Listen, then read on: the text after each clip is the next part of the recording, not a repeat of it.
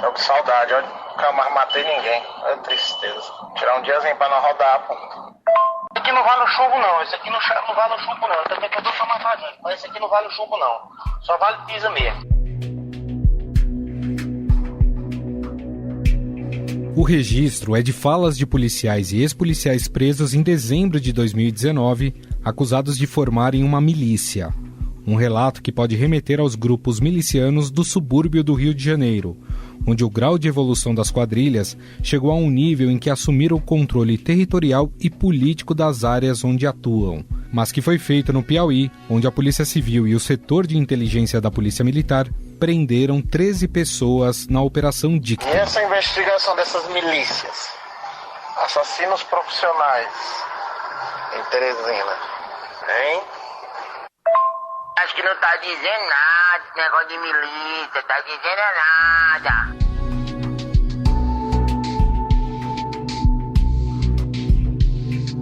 A menos de um ano das eleições 2020, a interferência de milícias na política do Rio de Janeiro e a expansão do problema para o resto do Brasil preocupa autoridades, estudiosos e políticos.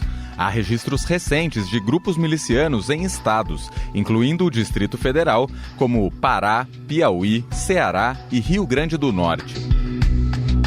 Com atuação ainda predominantemente de grupo de extermínio e de segurança privada forçada, elas são embriões das milícias nos moldes cariocas. Na edição de hoje do Estadão Notícias, o repórter Ricardo Brant conversou com os investigadores, magistrados, autoridades de Estado, políticos e estudiosos sobre o problema das milícias e suas relações com a política. A milícia desequilibra o processo político eleitoral como qualquer grupo armado que controla o território, na medida em que eles decidem quem pode e quem não pode fazer campanha nesse território.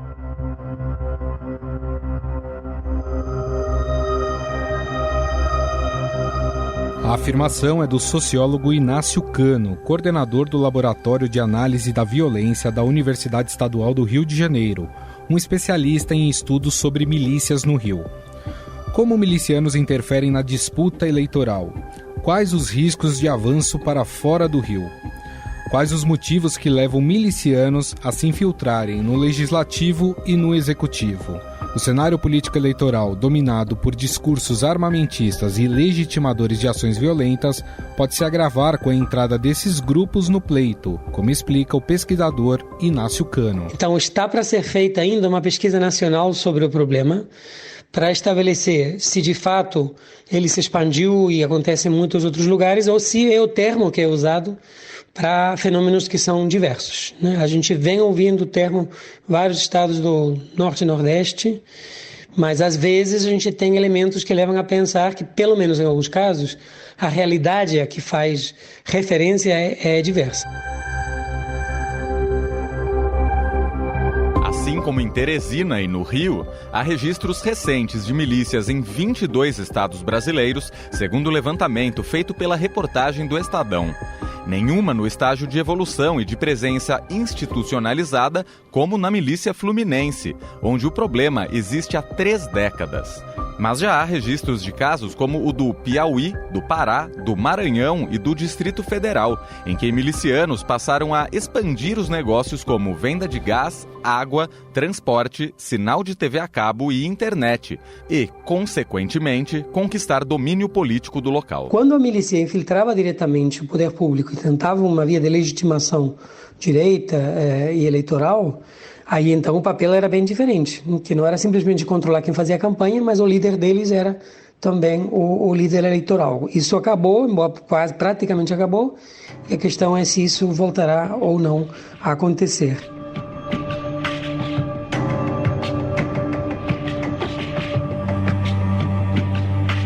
O sociólogo Inácio Cano estudou as milícias nos anos que se seguiram à primeira ofensiva do Estado contra elas, ocorrido 10 anos atrás. Surgidos como segurança paralela para o combate ao crime e em especial ao tráfico de drogas, após a redemocratização nos anos 80, em comunidades pobres da capital e da Baixada Fluminense, os grupos milicianos constituíram domínio territorial. Esse domínio resultou em controle político, infiltrando candidatos próprios, financiando candidaturas aliadas, controlando o voto dos eleitores e determinando quem pode e não pode fazer campanha nas áreas dominadas. Por que é importante para as milícias? Por vários motivos. Além da legitimação, a possibilidade de conseguir fundos dos estatais, para essas áreas e, portanto, então, reforçar o seu papel nesses territórios e a possibilidade de estar próximo do poder, que sempre é um elemento importante para se proteger. Ou eles achavam que seria quando eles infiltraram o legislativo. O ex-ministro da Defesa e da Segurança Pública, Raul Jungmann, afirma que não há democracia onde as milícias se instalam territorialmente. Em 2017, ele participou da decisão de formação do Grupo Integrado de Combate ao Crime Organizado do Rio. Uma das frentes era agir preventivamente contra a ação das milícias, facções e narcotraficantes nas eleições. A milícia é algo que não se dá ou ocorre só no Rio de Janeiro. Mas o Rio de Janeiro, ele, por uma série de circunstâncias, inclusive pela dimensão que a milícia assumiu, é emblemática, digamos assim, dessa questão. A própria essência do crime, da milícia, e a sua aliança com a política, que vai levar a que ela se projete no próprio aparato de segurança, tá certo? Ou seja, dentro das próprias polícias, não todas, tem gente muito séria e muito boa lá dentro, é preciso ressaltar isso, é a própria negação da democracia. Porque aí você tem um poder paralelo, tá certo? E um poder que se choca com o Estado democrático de direito, com a lei, com a liberdade, com a própria vida. Que algo entre 1,5 milhão e 1.700.000 cariocas vivem sob um estado de exceção. Ou seja, ali o Estado, quem tem o controle, quem dita as regras é a milícia, o crime organizado e o tráfico. Isso quer dizer que direitos e garantias constitucionais não estão assegurados àquela população. É evidente que, em função desse poder, os milicianos, mas também o crime organizado, o tráfico, ele começa, digamos assim, a facilitar, a abrir esses territórios mediante pagamento para candidatos políticos, para candidatos à política, sejam parlamentares, sejam para o executivo.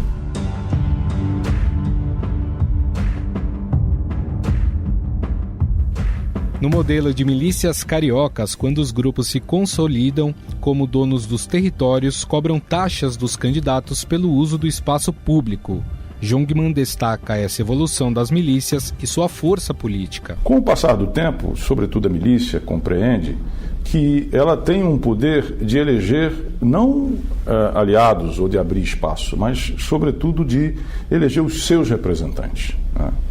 Então, isso quer dizer que quem controla o território controla o voto. Quem controla o voto elege o seu representante. Então nós passamos a ter dentro do parlamento, não é certo, a representação, evidentemente que isso oculta, disfarçada, do crime organizado, das milícias principalmente e do tráfico.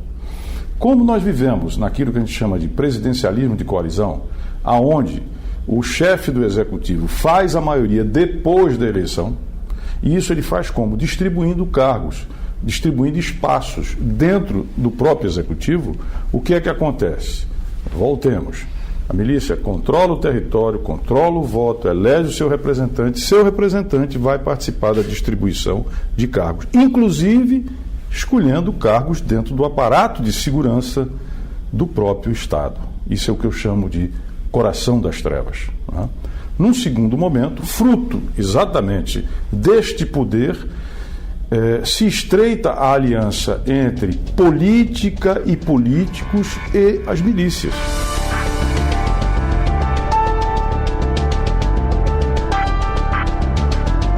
Relatórios de inteligência de segurança pública apontam dados alarmantes no Rio de Janeiro. Em 2018, existiam 171 locais de votação controlados por milícia, onde moram 523 mil pessoas. Junto com as facções, são 637 locais de votação dominados pelo crime organizado. O Comando Vermelho, por exemplo, domina áreas onde estão 338 locais de votação. como detalha a promotora Simone Sibilo, coordenadora do GAECO do Ministério Público do Rio de Janeiro. Então, o que a gente observa? Qualquer que seja a organização criminosa e que seja de cunho de milícia, a gente observa algumas características. Primeiro, toda milícia, e isso também se aplica a outra organização criminosa, ela tem a característica de dominação daquele território, ocupação irregular daquele território e da população que nele habita. Então, as pessoas que habitam lá ficam sob o julgo dessa organização criminosa de cunho miliciano. A outra característica que a gente observa nos casos que a gente investiga é esse poder coercitivo da milícia. A milícia, quando surgiu, ela surge com uma ideia libertadora. Quando ela surgiu nos primórdios, as primeiras células da milícia era a milícia: eu vou te proteger contra o traficante, eu vou te proteger contra a desordem estatal, seja a violência primária, seja a violência vertical ou horizontal. Mas, na verdade, a gente observa que, de acordo com as nossas investigações, a milícia extorque, a milícia estupra, a milícia impõe castigos. Então, nós já tivemos casos aqui investigados e comprovados de pessoas que criaram um grupo de WhatsApp numa determinada comunidade para poder divulgar os abusos da milícia. Os milicianos descobriram e passam então a revistar os celulares dos moradores e constataram que uma determinada pessoa divulgava, dava informação, eles estupraram essa pessoa. Outros casos nós detectamos que eles impõem castigos, eles mesmos. Então, se você tem, por exemplo, violência doméstica naquela comunidade, você não pode chamar a polícia, você tem que chamar o miliciano. E aí, ele mesmo processa e julga aquele agressor. Ele impõe também uma pena, por exemplo, ele vai lavar roupa por um mês. Então, a milícia é essa força coativa. A terceira característica que a gente observa: toda organização criminosa de cunho miliciano, ela visa o lucro fácil. É a acumulação de riqueza para aqueles milicianos.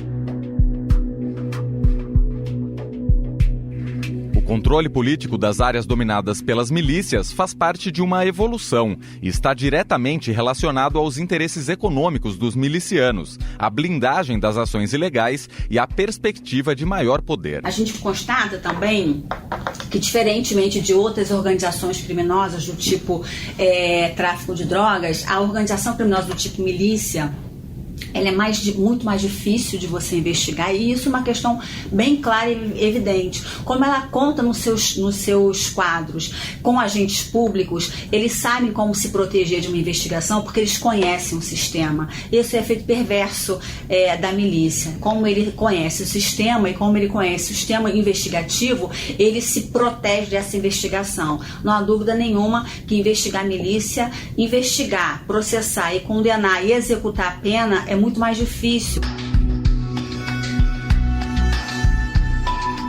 Outra diferença da maioria das milícias registradas recentemente fora do Rio é a predominância de grupos que atuam fora da área urbana e de conflito agrário, como no Pará, Amazonas, Mato Grosso e Mato Grosso do Sul. Olha, sem dúvida alguma, o que leva o Rio de Janeiro a ter a experiência das milícias também acontece em outros estados, A ideia da falta de controle sobre as forças de segurança pública, a ideia de corrupção das forças públicas, territórios abandonados, desigualdade social, desigualdade territorial, periferias desassistidas. Esse cenário social e político que leva o Rio de Janeiro a ter a experiência das milícias, ele não acontece exclusivamente no Rio de Janeiro.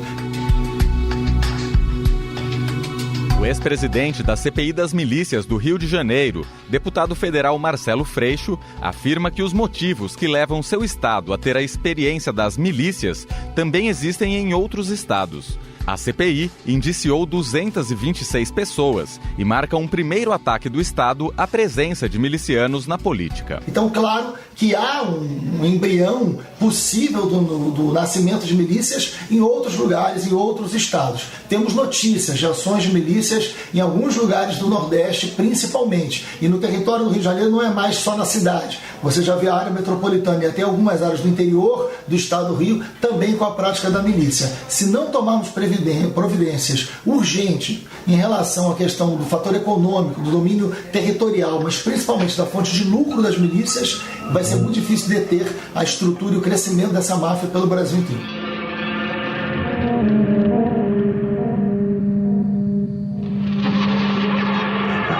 Freixo é deputado pelo Rio e já anunciou que será candidato a prefeito da cidade em 2020. Nas urnas vai enfrentar o ex-vereador Jerônimo Guimarães Júnior, mais conhecido como Jerominho. Cumpriu 10 anos de prisão acusado de homicídio e apontado como chefe de uma das mais antigas e grandes milícias do Rio, a Liga da Justiça. Em vídeo postado em perfil na rede social, ele colocou sua pré-candidatura à prefeitura nas ruas e afirmou ser vítima de uma armação. Bom dia, família brasileira. Eu sou o Jerominho.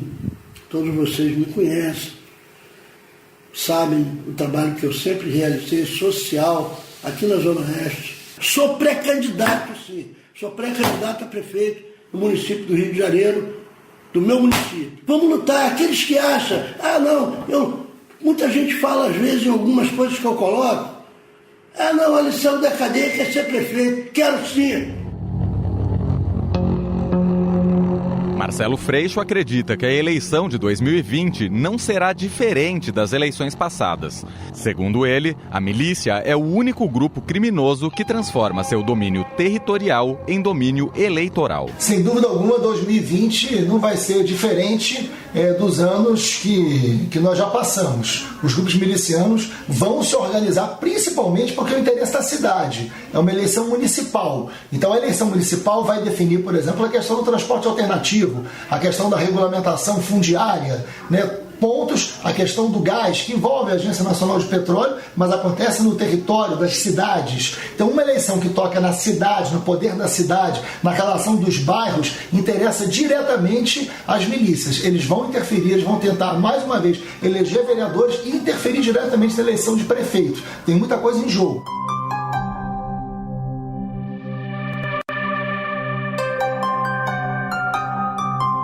A interferência das milícias no processo eleitoral observado em comunidades do Rio pode ser enquadrado como curral eleitoral e resultar em cassação de candidatura.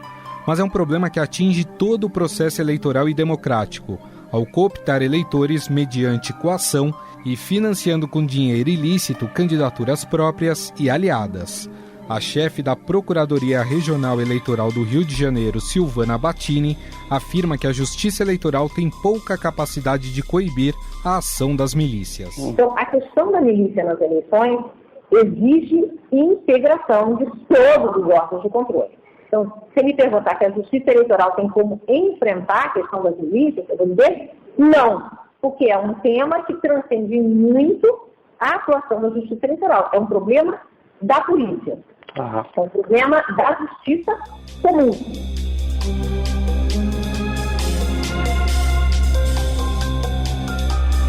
O combate integrado de milícias é uma realidade no Rio de Janeiro, mas inexiste nos demais estados, onde o problema é tratado nas esferas criminal e de segurança pública isoladamente. Formação de milícia privada no Brasil é crime, tipificado no Código Penal desde 2012. A lei prevê pena de 4 a 8 anos de prisão.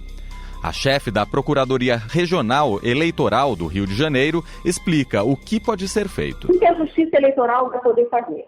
Vai poder examinar os pedidos de registro de eventuais pessoas envolvidas com crime organizado. E aí não é só milícia, é qualquer tipo de crime organizado, narcotráfico, ou mesmo crime organizado colarinho branco, como a gente está vendo. Então, a gente precisa se comprometer a fazer uma triagem muito rigorosa desses pedidos de registro para barrar candidaturas que não preencham os requisitos legais.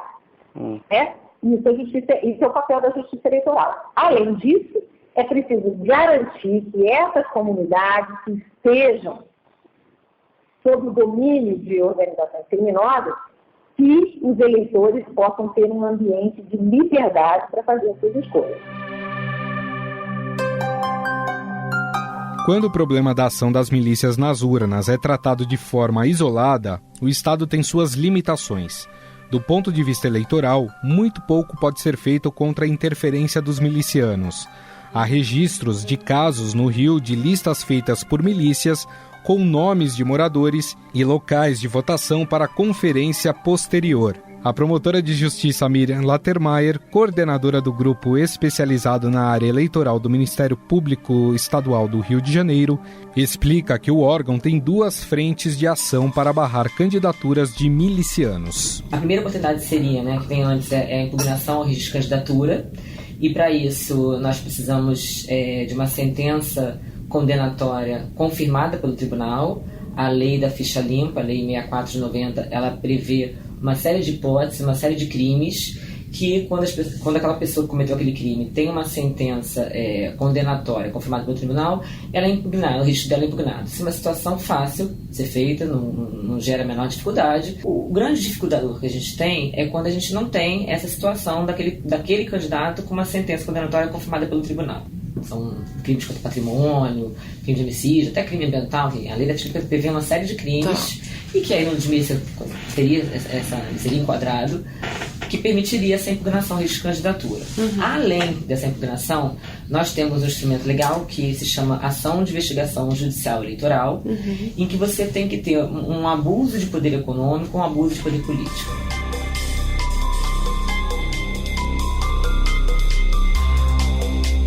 Já o sociólogo Inácio Cano avalia que não há contingente para se frear a ação de milicianos. O Estado é completamente incapaz de impedir a influência política desses grupos, porque hoje tanto a milícia quanto o tráfico, etc. Porque o Estado não tem nem contingente suficiente para ocupar todos os territórios. Pode ir um dia para permitir que um candidato faça campanha, entregue santinhos ou faça um comício. Mas isso tem pouca importância na campanha e, no fundo, as pessoas sabem quem manda no território. Então, se você não desarticula a rede que controla o território e um dia para que alguém entregue santinhos, não tem basicamente muito impacto na campanha eleitoral. O procurador regional da República, Marcelo Freire, coordena o Grupo Estratégico de Enfrentamento à Violência no Rio de Janeiro, que agrega 25 instituições voltadas a definir uma ação orquestrada contra o avanço do poder das organizações criminosas. Ele afirma que é preciso um marco investigativo. É necessário se ter uma nova metodologia de investigação, uma criação de um marco investigativo diferenciado que agregue fundamentalmente as competências e a atuação da União e das forças federais, entendeu? Eu acho que o Ministério Público do Estado do Rio de Janeiro, a Polícia Civil, elas desenvolvem um bom trabalho dentro das suas competências, das suas expertises, né? Mas falta se ter um trabalho organizado da parte da União, da Polícia Federal, tanto dos órgãos de investigação como de persecução, para investigar a milícia. Porque a milícia ela não escolhe o crime que pratica, assim, do ponto de vista de competência. Ela pratica crimes da ordem estadual e da ordem federal.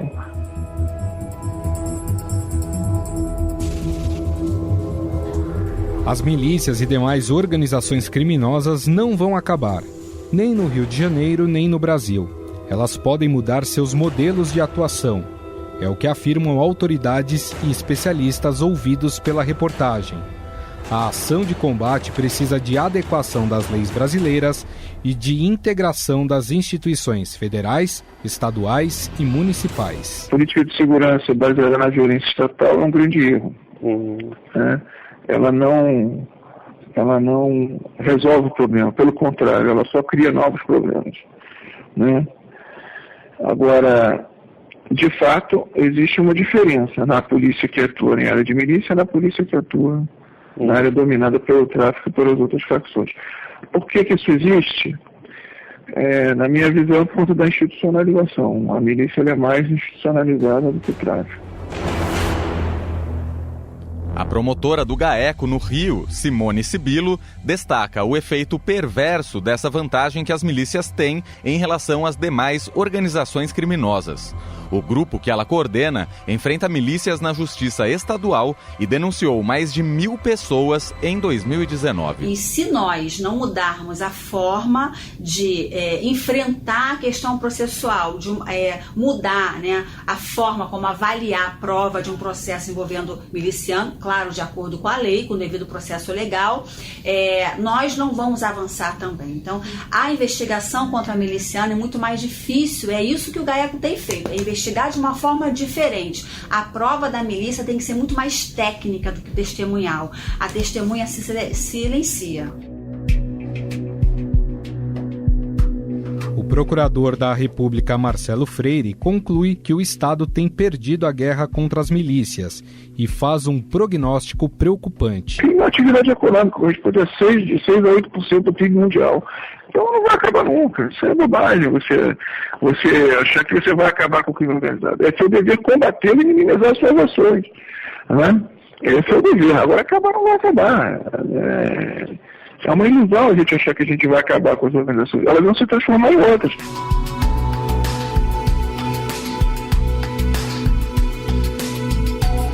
O levantamento feito ainda com base em dados oficiais e estudos resultou neste podcast e em uma reportagem especial multimídia que pode ser acessada no nosso portal estadão.com.br.